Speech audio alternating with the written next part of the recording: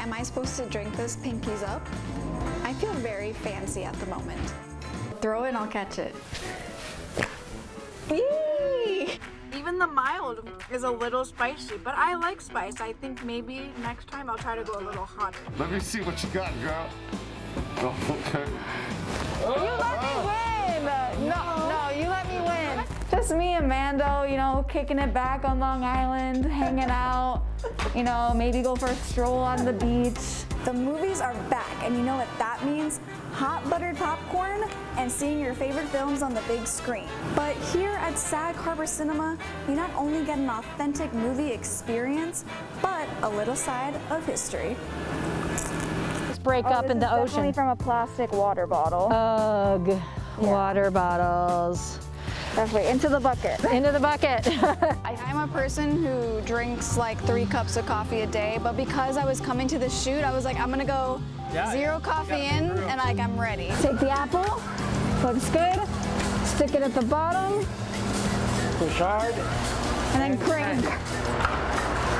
I gotta get one of these for my house. There you go. There's a goat on my back. How does it feel knowing when you are walking in these protests with your family, creating something that you are wearing on your back, promoting this movement, knowing that you created it yourself? How does that make you feel? An unbelievable sense of pride.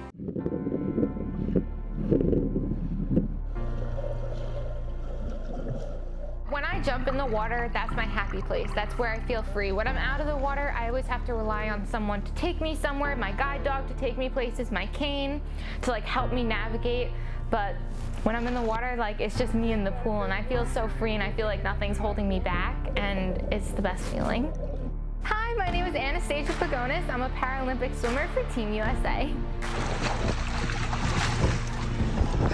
35.71.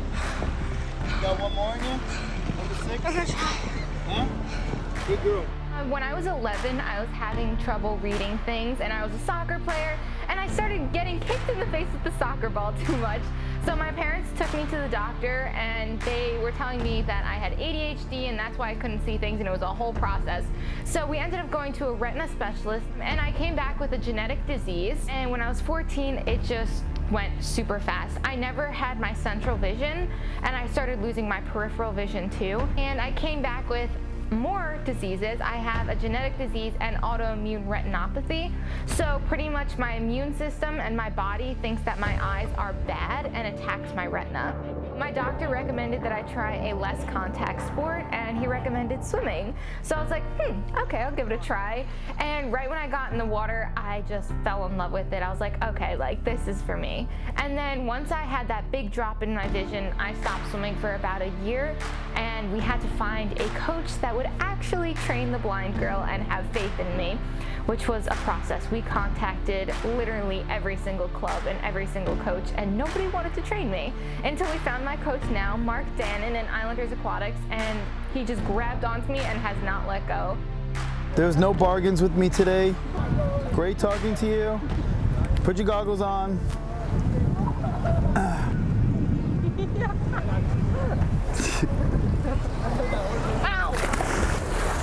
Go. She makes me laugh, believe it or not. I come off moody, but she makes me laugh. She's a really good kid. So from the beginning, I was like, wow, this kid's gonna be an Olympian. When they first called me, I had a soft spot immediately, and I said, sure, yeah, I'd love to help, see if I can help, and maybe we'll find a connection. I didn't really know much about tappers, and I contacted some visually impaired athletes that I knew from growing up, and then I put myself in that situation as well. When I first went to his pool, I was like, like this isn't gonna work. Like I feel like I just can't do this.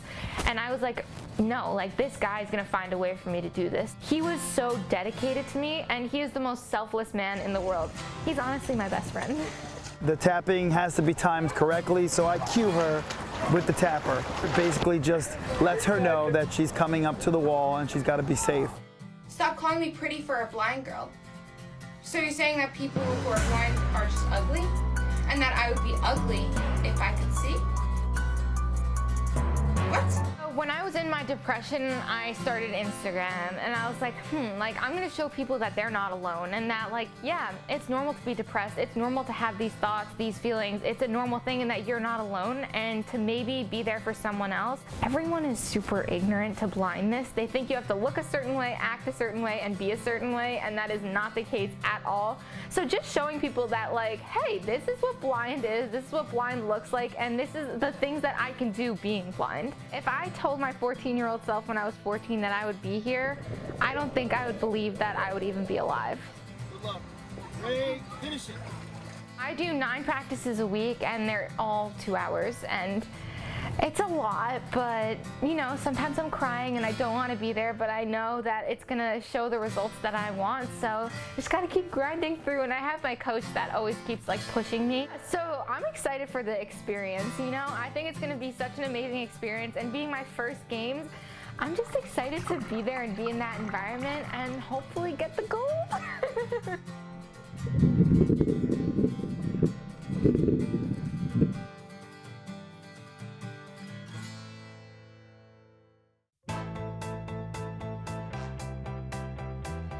I want it to be something that catches your eye so that when you see it, you go, oh, what is this? And you get closer, and then once you're there, I've got you. Plastic. Plastic. Hi, I'm Cindy Piesrow, and I am the creator and founder of Upsculpt. I'm an artist. I'm a fine artist, actually. I've been practicing my whole life. And one day, I was walking along the beach on Long Island about 10 years ago, and I found a bunch of plastic, and that just changed the course of my life. Upsculpt is the combination of upcycling and sculpture. What upcycling means is to create something of value that actually has no value. So in our case at Upsculpt, we use marine plastics that we pick up off the beach, and we use it to bring awareness to the problems that are facing the ocean today concerning plastics specifically. That's really our main focus. Look at this. This is what people don't know. I think one of the top 10 things in the world that wash up on the beaches are shoes. I think seeing Cindy just create, like, basically, what is it? You know, like, out of garbage, these beautiful, amazing sculptures, my mind is blown. And then knowing that they come from all these single-use plastics that are literally ruining our environment, to me, it's like such a special experience to see the transition and then know that this piece of fine artwork is going to live in somebody's house or business and will be a constant reminder to, like, take a step back, think about what you're using, how you're using it, your impact in the environment.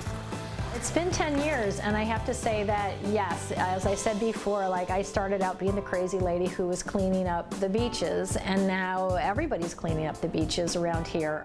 I don't know if you guys recognize that straw.